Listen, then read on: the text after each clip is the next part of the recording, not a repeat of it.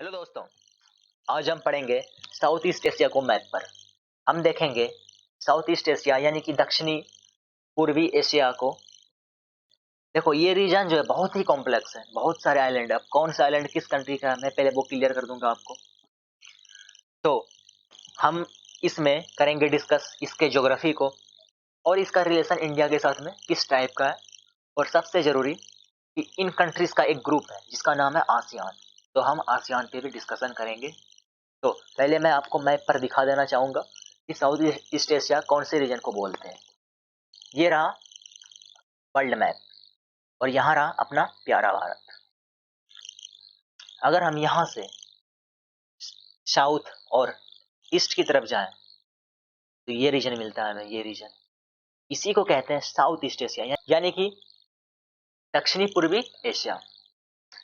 ये यहाँ से ये म्यांमार से स्टार्ट होता है और ये कंट्री, ये सभी कंट्री, ये जो मैं कर्सर मूव कर रहा हूँ, ये सभी कंट्री एक साउथ ईस्ट एशिया का पार्ट है। एक एक करके हर एक कंट्री के बारे में पढ़ेंगे जो साउथ ईस्ट एशिया में है।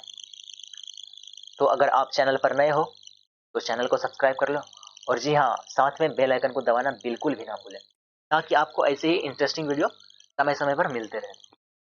करते हैं स्टार्ट। अगर हम आसियान की बात करें तो आसियान है association of south east Asian nation. In countries का एक एसोसिएशन है जो है एक रीजनल ग्रुपिंग जो प्रमोट्स करती है economic, political and security cooperation among it's 10 member. यानी कि 10 कंट्री है साउथ ईस्ट एशिया में और ये सब ने एक मिलकर ग्रुप बनाया जिसका नाम है आसियान। इसके मेंबर्स की बात करें यानी कि कंट्रीज की बात करें, Brunei, Cambodia, Indonesia, Laos, Malaysia, Myanmar, the Philippines, Singapore, Thailand and Vietnam. और आसियान के हेडक्वार्टर की बात करें तो वो है जकार्ता, इंडोनेशिया में। और आसियान देखो इन सभी कंट्रीज का ग्रुप है और इन कंट्रीज को चेयर किया जाता है ये कंट्री के द्वारा हर एक साल। मान लो इस बार मलेशिया ने किया, फिर करेगा इसको इंडोनेशिया, फिर करेगा फिलीपींस। इस तरह से रोटेट होएगा प्रेसिडेंसी। अगर हम इसका यूएसए के साथ में रिलेशन देखें तो यूएसए आसियान का 4th लार्जेस्ट ट्रेडिंग पार्टनर है इन टर्म्स ऑफ गुड। यानी कि अगर हम इसके बिजनेस की बात करें आसियान के साथ में तो यूएसए चौथा पार्टनर है, सबसे बड़ा। एक नंबर पे कौन है? चीन। सेकंड नंबर पर यूरोपियन यूनियन यानी कि यूरोप का सारा कंट्री जो भी मेंबर है, और तीसरे नंबर पे है जापान। यूएसए के साथ में इसलिए पड़ रहा है कि यूएसए दुनिया का सुपर पावर है। अगर आपका रिलेशन यूएसए के साथ में सही नहीं है तो आप दुनिया में डेवलप नहीं कर सकते हो, क्योंकि इसका इतना ह्यूज है इकोनॉमी। आपको एग्जांपल के लिए बताता हूं कि यूएसए में 50 स्टेट है और वहां का इनमें से एक स्टेट है कैलिफोर्निया। कैलिफोर्निया का जीडीपी भारत के टोटल जीडीपी से भी ज्यादा है। तो सोचो यूएसए का जीडीपी कितना ह्यूज है। तो हम पढ़ेंगे यहां से, पहले पढ़ेंगे हम म्यांमार के बारे में। म्यांमार के कैपिटल की बात करें तो यहाँ का कैपिटल है नेपिडाओ। ये रंगून जो दिख रहा है मैप में ना, यही इसी के थोड़ा ऊपर है। और यहाँ का सबसे लार्जेस्ट सिटी है यंगून। यंगून अभी का नाम है रंगून का। रंगून पहले नाम हुआ करता था लेकिन इसको चेंज करके अभी यंगून कर दिया गया है। अगर हम ऑफिशियल लैंग्वेज की बात करें यहाँ का तो यहाँ का ऑफिशियल लैंग्वेज है बर्मीज। यहाँ का ऑफिशियल लैंग्वेज।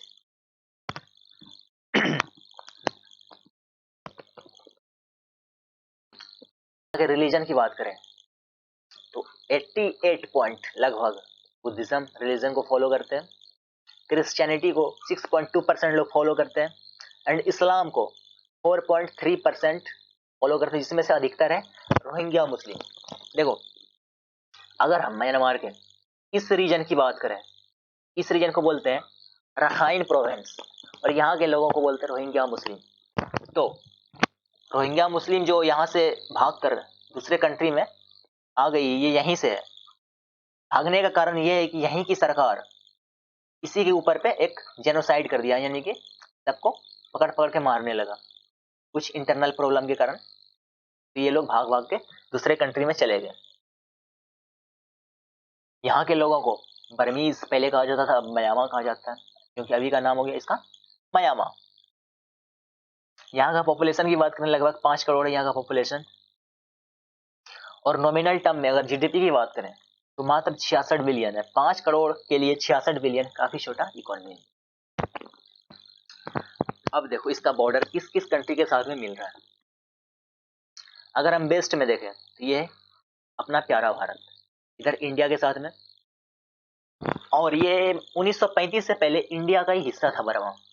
फिर ये अंग्रेज के समय भारत शासन अधिनियम के तहत इसको भारत से अलग कर दिया गया। तो वेस्ट में कौन है? इंडिया। और नीचे छोटा सा बॉर्डर है बांग्लादेश के साथ में। तो बांग्लादेश हो गया, दूसरा इंडिया हो गया। और फिर यहाँ देखो ये है चीन के साथ में बॉर्डर, ये चीन के साथ में हो गया। इसके नीचे यहाँ लाओस है। और फिर ये सबसे बड़ा बॉर्डर थाईलैंड के साथ में। तो म्यांमार का बॉर्डर पांच कंट्री के साथ में मिलता है। अगर हम इस बॉर्डर पे बात करें, इस बॉर्डर पर एक पर्वत है यानी कि माउंटेन रेंज, जिसका नाम है आराकान पर्वत। और इस पर्वत पर एक मिलिटेंट ग्रुप है जिसका नाम है आराकान आर्मी। इस मिलिटेंट ग्रुप को कोई ऑफिशियल डाटा तो नहीं है, लेकिन कहा जाता है कि इसका फंडिंग कौन करता है? चीन, इंडिया के खिलाफ। तो इस पर्वत के आसपास में एक मिलिटेंट ग्रुप काम करती है जिसका नाम है आराकान आर्मी, जिसको फंडिंग करता है कौन? चीन। अगर हम यहाँ के ज्योग्राफी की बात करें तो आपको यहाँ पर 2 रिवर दिख रहा होगा। एक ये वाला रिवर है, यहाँ का जो फेमस रिवर है, ये रिवर आके इधर गिर जाती है। इसको इंग्लिश में बोलते हैं इरावती। अगर हम हिंदी प्रोनाउंसिएशन की बात करें तो इसको बोलते हैं इरावती। इस रिवर का नाम है इरावती रिवर। और अगर इसके ईस्ट में देखें तो एक और रिवर आ रही है, ये भी फेमस रिवर है, इसका नाम है साल्विन रिवर।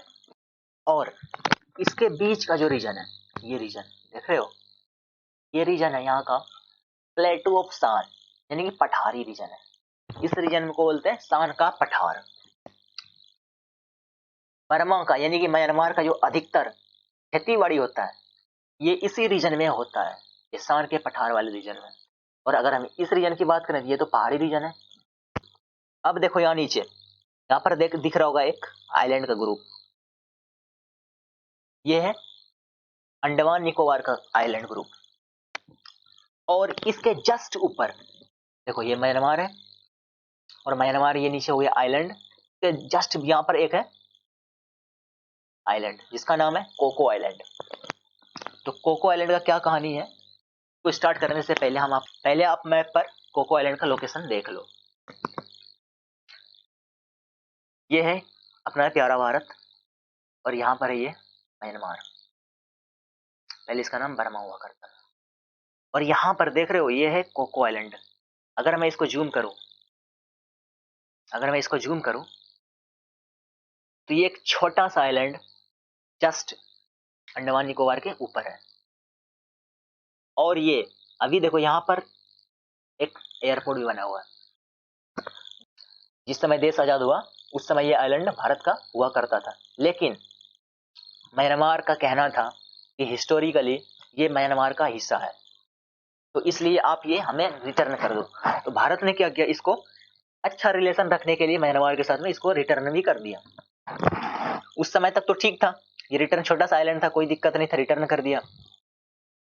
अब क्या हुआ कि बर्मा जो है ये काफी बड़ा लोन ले चुका है चीन से, और ये चीन को लोन चुका नहीं पा रहा है। तो इसके लिए इस आइलैंड को भाड़े पे लगा दिया चीन को। अब चीन इस आइलैंड की मदद से इस पूरे रीजन में निगरानी रख पाता है, जो भारत के लिए एक टेंशन है।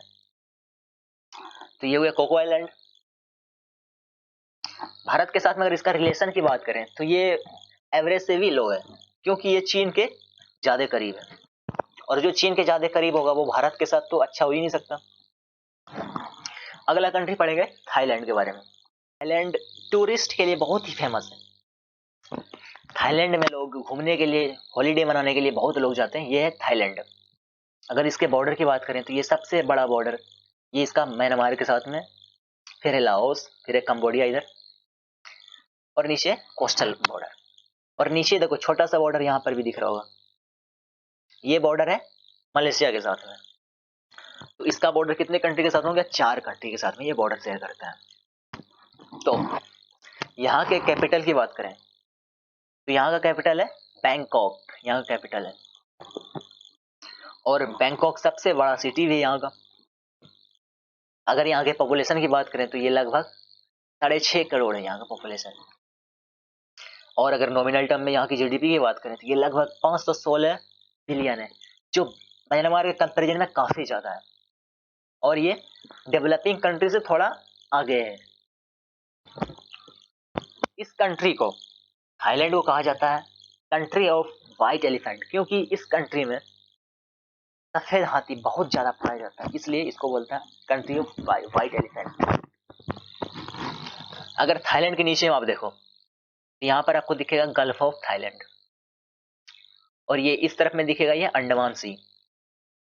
तो यहाँ पर जो जमीन का हिस्सा बहुत ही पतला है, यानी कि नैरो हिस्सा है जमीनी। तो थाईलैंड का एक प्रोजेक्ट है कि इस जमीन को काट कर इस अंडमान सी और गल्फ ऑफ थाईलैंड को कनेक्ट कर दो, ताकि इधर से क्रॉस कर सके शिप वगैरह। तो इसी का नाम है करा कैनाल। अभी न्यूज में भी था रिसेंटली। देखो ये वाला रीजन है जहां पर करा कैनाल का प्रोजेक्ट है। ये प्रोजेक्ट पहले मिला हुआ था किसको? चीन को, लेकिन अभी ये होल्ड पर है। ये प्रोजेक्ट अभी होल्ड पर है, अभी चीन से ले लिया गया है, जो भारत के लिए एक अच्छा न्यूज भी है।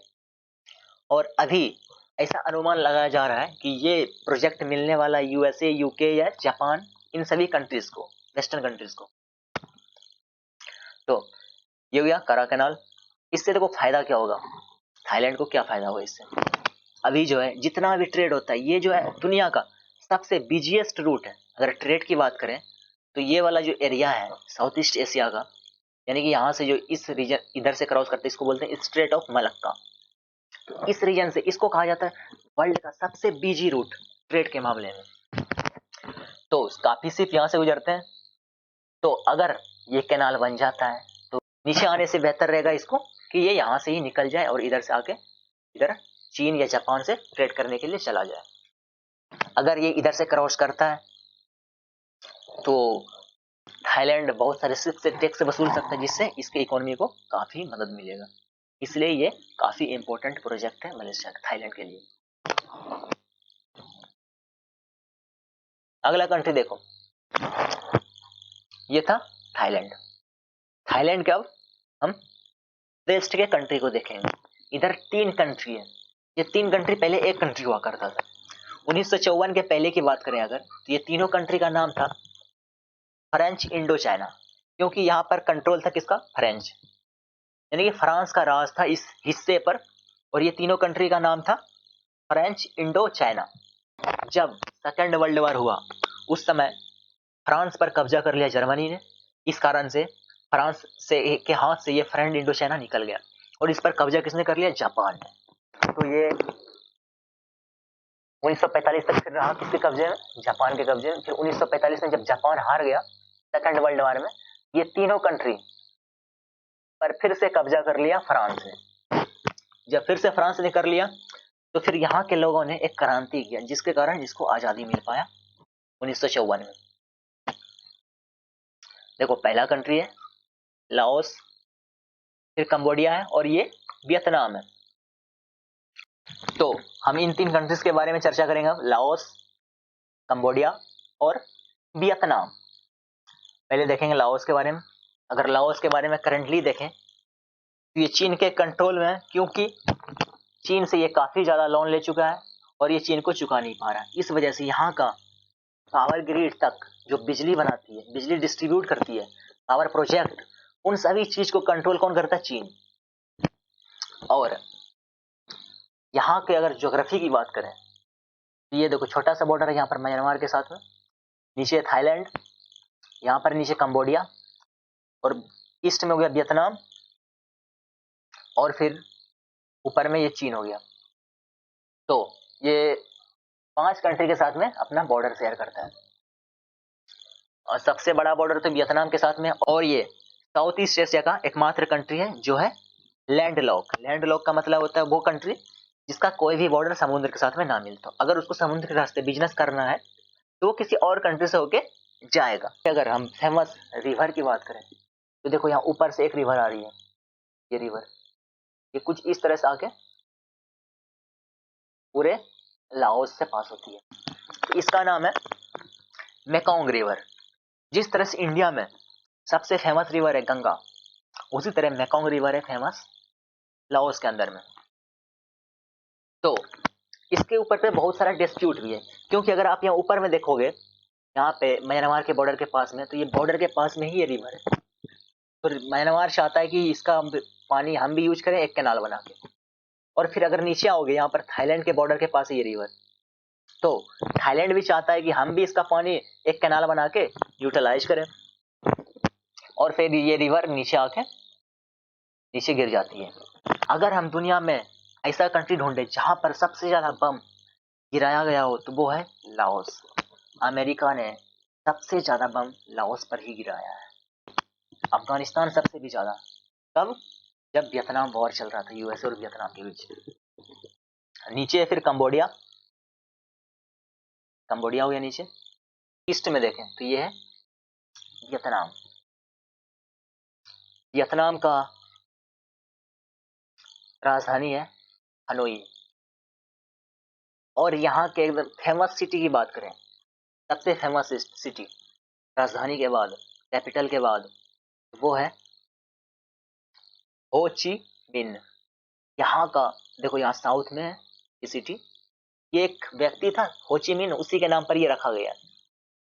जिस समय वियतनाम आजाद हुआ, उस समय ये दो हिस्से में बढ़ गया। जिस तरह से अभी साउथ और नॉर्थ कोरिया है, उसी तरह दोनों आपस में बहुत दुश्मनी निभा रहे थे बहुत अच्छे से। ऊपर था कम्युनिस्ट शासन और नीचे था डेमोक्रेटिक। फिर यही हो ची मिन ने एक क्रांति किया और दोनों को मिलाकर एक कंट्री बनाया, जिसका नाम रखा वियतनाम। तो ये एक काफी बड़ा फिगर है वियतनाम के अंदर में, हो ची मिन। और इसके साउथ में देखे तो इधर है साउथ चाइना सी। तो हम पढ़ चुके हैं म्यांमार, थाईलैंड, लाओस, कंबोडिया और वियतनाम के बारे में। और ये रहा इसके ईस्ट में साउथ चाइना सी, इसको भी हम देखेंगे आगे। तो हम यहाँ थाईलैंड तक पढ़ चुके हैं, अब इसके नीचे पढ़ेंगे मलेशिया के बारे में। अगर हम मलेशिया को देखें, ये रहा मलेशिया। तो मलेशिया दो हिस्से में बटा हुआ है, एक यहाँ पर है मलेशिया और एक यहाँ पर। बहुत साल पहले, हजारों साल पहले, ये भी एक जमीनी हिस्सा हुआ करता था और यहाँ से कनेक्टेड था, लेकिन कुछ जियोलॉजिकल एक्टिविटी के कारण ये समुद्र में तब्दील हो गया। मलेशिया, अगर मलेशिया के बारे में हम बात करें, तो यहाँ का हेड ऑफ स्टेट, मलेशिया का हेड कौन होता है? यहाँ पर मोनार्की सिस्टम है, यहाँ पर हेड ऑफ स्टेट होगा यहाँ का किंग। जिस तरह से इंग्लैंड में होता है वहां की क्वीन, तो यहाँ का किंग है भी सुल्तान अब्दुल्ला। और हेड ऑफ गवर्नमेंट, जो सरकार चलाती है, वो होगा वहां का प्राइम मिनिस्टर, जिस तरह भारत में होता है। यासीन साहब है अभी वहां का प्राइम मिनिस्टर। अगर यहाँ के कैपिटल की बात करें, राजधानी, तो वो है कोलालमपुर। और एडमिनिस्ट्रेटिव सेंटर की बात करें तो वो है पुत्रजया, यानी कि पूरा उसका पार्लियामेंट हाउस वगैरह पुत्रजया में है, लेकिन वहां का कैपिटल है कोलालमपुर। अगर हम ऑफिशियल लैंग्वेज की बात करें, तो ऑफिशियल लैंग्वेज है यहाँ का मलय, और ऑफिशियल रिलीजन है यहाँ का इस्लाम। देखो फोटो में दिख रहा होगा ये दो बिल्डिंग, ये मलेशिया का ही फोटो है, आपने मूवी वगैरह में देखा होगा इसको। तो देखो, अगर हम मलेशिया की बात करें, तो देखो मलेशिया का ये वाला हिस्सा इधर से पानी से घिरा हुआ है, इधर से पानी से घिरा हुआ, और नीचे से भी पानी से घिरा हुआ है। तो इस रीजन को बोलते हैं हम लोग मलाय पेनिनसुला। अगर तीन साइड से कोई भी जमीनी हिस्सा पानी से घिरा हो, उसको बोलते हैं पेनिनसुला, तो इसको बोलते हैं मलाय पेनिनसुला। जिस तरह से भारत के निचले हिस्से को क्या बोलते हैं? इंडियन पेनिनसुला, उसी तरह इसको बोलते हैं मलाय पेनिनसुला। देखो उसके जस्ट पहले मैं मैप पे दिखा देता हूँ सिंगापुर कहाँ पर है।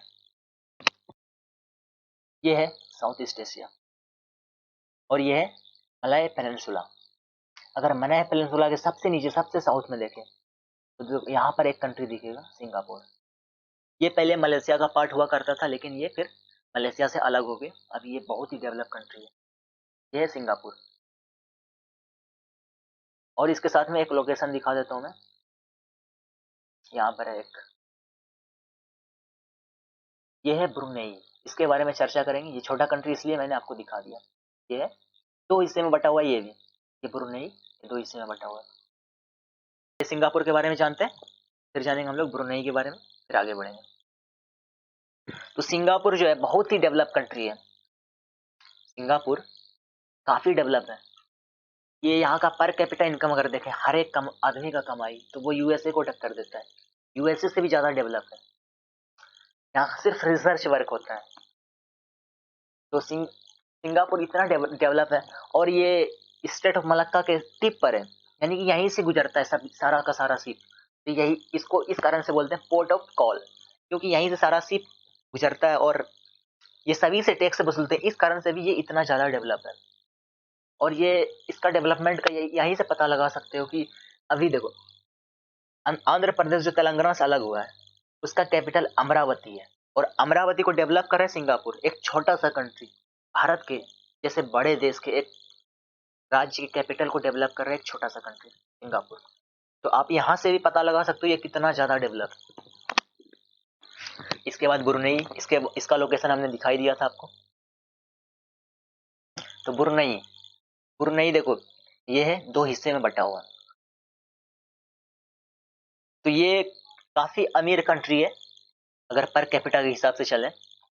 अगर नॉमिनल टर्म में जीडीपी देखें यहाँ का, तो ये 13 बिलियन काफी कम लग रहा होगा देखने में, क्योंकि यहाँ का आबादी मात्र 4.5 लाख है।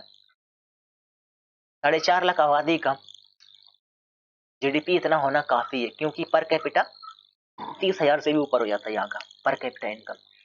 ये एक ऑयल रिच कंट्री है, यानी कि यहाँ पर तेल काफी है, और ये यही तेल को एक्सपोर्ट कर करके काफी रेवेन्यू जनरेट करता है, और उसी से यहाँ का इकोनॉमी चलता है। अगर यहाँ का क्रूड ऑयल खत्म हो गया तो जीडीपी भी यहाँ का गिर जाएगा।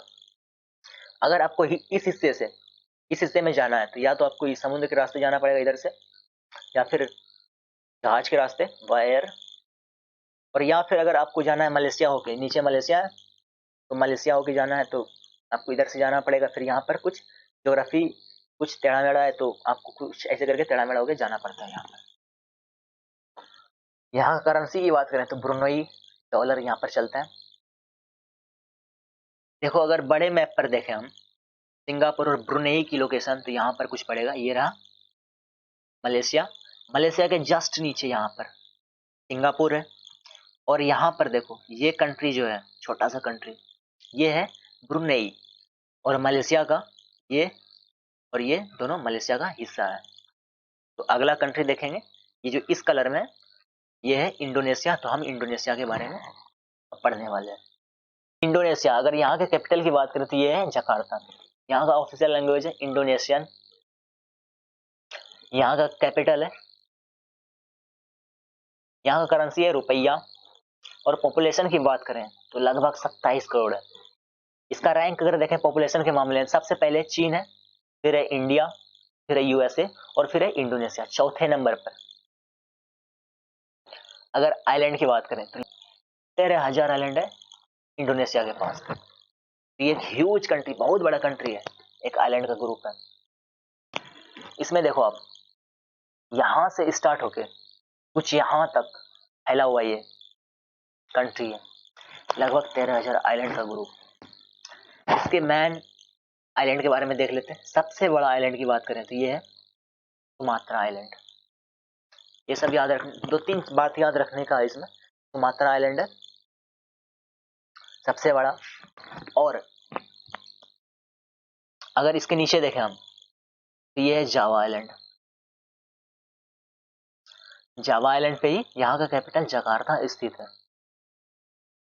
और ये है बोर्नियो आइलैंड। बोर्नियो आइलैंड पर 3 कंट्री है, नीचे है इंडोनेशिया, ऊपर मलेशिया हो गया, और इसके ऊपर यहाँ पर हो गया ब्रुनेई।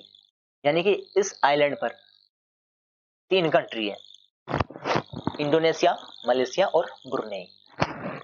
दुनिया में ऐसा 2 ही आइलैंड है जहां पर 3 कंट्री मौजूद है। एक ये है ब्रुनेई, और एक साइप्रस है जो है वेस्ट एशिया में। और इंडोनेशिया का एक फेमस सिटी है जिसका नाम है बाली, जो टूरिस्ट के लिए काफी फेमस है। ये टूरिस्ट डेस्टिनेशन भी है इंडोनेशिया। ये हो गया बेसिक्स इंडोनेशिया के बारे में। और देखो मैं आपको एक टर्म बताना चाहूंगा, आर्कीपेलगो। आर्कीपेलगो क्या होता है? जो आइलैंड का ग्रुप उसको बोलते हैं आर्कीपेलगो, और इंडोनेशिया एक ग्रुप है आइलैंड का, तो इसको बोल सकते हैं हम एक आर्कीपेलगो कंट्री। सुमात्रा आइलैंड के नीचे देखें, सुमात्रा आइलैंड हो गया, इसके नीचे यहाँ पर है एक पॉइंट जिसका नाम है ट्रेंच ऑफ सुंडा। ये जो पॉइंट है ना, ये पूरे इस ओशियन का, ये जो नीचे इंडियन ओशियन, इस पूरे इंडियन ओशियन का सबसे डीपेस्ट पॉइंट है ट्रेंच ऑफ सुंडा। अगर आपसे क्वेश्चन पूछ लिया जाए इंडियन ओशियन का सबसे डीपेस्ट पॉइंट कौन है, तो वो है ट्रेंच ऑफ सुंडा। इसको कभी कभी बोलते हैं ट्रेंच ऑफ जावा भी, लेकिन ऑफिशियल नाम है इसका ट्रेंच ऑफ सुंडा। और इस यहाँ पर देखें, यहाँ पर एक कंट्री दिखेगा आपको, ईस्ट तिमोर, ये इसको बोलते हैं तिमोर लिस्ट। यहाँ का कैपिटल है दिल्ली। तो इंडोनेशिया कहता है कि ये इंडोनेशिया का हिस्सा है, लेकिन ये अभी एक अलग कंट्री है। ये आसियान का ये एकमात्र कंट्री है जो आसियान का मेंबर नहीं है। ये क्वेश्चन यहाँ से बन सकता है कि आसियान का कौन कंट्री है जो मेंबर नहीं है? ये है ईस्ट तिमोर या फिर तिमोर लिस्ट। तो ये हो गया इंडोनेशिया के बारे में। इसके ऊपर यहाँ पर अगर देखो आप, तो ये है फिलीपींस। इसका नाम है द फिलीपींस, इसके बारे में पढ़ेंगे। फिलीपींस के कैपिटल की बात करें तो यहाँ का कैपिटल है मनीला। मनीला को याद रखने के लिए आप ऐसे याद रख सकते हो कि मनीला एक आइसक्रीम का फ्लेवर होता है। तो मनीला हो गया फिलीपींस का कैपिटल। यहाँ का official language Filipino and English, दो लैंग्वेज यहाँ का ऑफिशियल लैंग्वेज। अगर करेंसी एक्सचेंज की बात करें, 1 USD is equal to 48 Filipino peso है। पेसो यहाँ का करेंसी है, तो इसका करेंसी स्ट्रॉन्ग है इंडिया से। यहाँ का पॉपुलेशन की बात करें तो लगभग 10 करोड़ यहाँ का पॉपुलेशन। और ये भी एक टूरिस्ट डेस्टिनेशन है, यानी कि यहाँ पर टूरिस्ट लोग बहुत आते हैं छुट्टियां मनाने के लिए। तो ये जो रेड कलर में दिख रहा है यहाँ पर, ये है फिलीपींस, ये है साउथ चाइना के ईस्ट में। यहाँ के सबसे बड़े आइलैंड की, ये भी एक आर्कीपेलगो कंट्री है। सबसे बड़े आइलैंड की बात करें तो ये है ऊपर वाला लुजोन आइलैंड। यहाँ का कैपिटल मनीला इसी लुजोन आइलैंड पर स्थित है। और यहाँ के दूसरे सबसे बड़े आइलैंड की बात करें तो ये नीचे वाला है मैंडिनाओ, और इसके बेस्ट में फिलीपींस ही। तो अगर यहाँ पर हम देखें फेमस चीज क्या है, तो एशियन डेवलपमेंट बैंक का लोकेशन कहाँ पर है? मनीला में। एशियन डेवलपमेंट बैंक जो क्या काम करती है, अगर इस रीजन में एशिया में किसी कंट्री को अगर लोन का जरूरत है, अगर किसी प्रोजेक्ट को स्टार्ट करना है लेकिन पैसे नहीं है, तो एशियन डेवलपमेंट बैंक ही फंडिंग करती है उस कंट्री का। और एक फेमस चीज है मनीला में, अंतर्राष्ट्रीय चावल अनुसंधान केंद्र जो मनीला में स्थित है। अगर भारत की बात करें, भारतीय चावल अनुसंधान केंद्र कहाँ, वो है उड़ीसा में, लेकिन इंटरनेशनल कहाँ पर है? वो है मनीला। और इसका फिलीपींस का यूएसए के साथ में एक अच्छा मिलिट्री टाई है, जिसके कारण यूएसए इसको प्रोटेक्ट करता है। अगर इस पर अटैक करता है अगर चीन, तो इसको बचाने के लिए कौन आएगा? यूएसए। इसके रिटर्न में यूएसए को बहुत सारा यहाँ पर मिलिट्री बेस मिल जाता है यहाँ पर रहने के लिए, जिस कारण यूएसए इस पूरे रीजन को कंट्रोल करता है। तो यहीं पर इस वीडियो को समाप्त करते हैं। अगले वीडियो में हम कोशिश करेंगे चाइना को, जापान को, साउथ कोरिया, नॉर्थ कोरिया वगैरह को कवर करने का। Thank you so much. अगर आपने चैनल को सब्सक्राइब नहीं किया तो चैनल को सब्सक्राइब भी कर लो।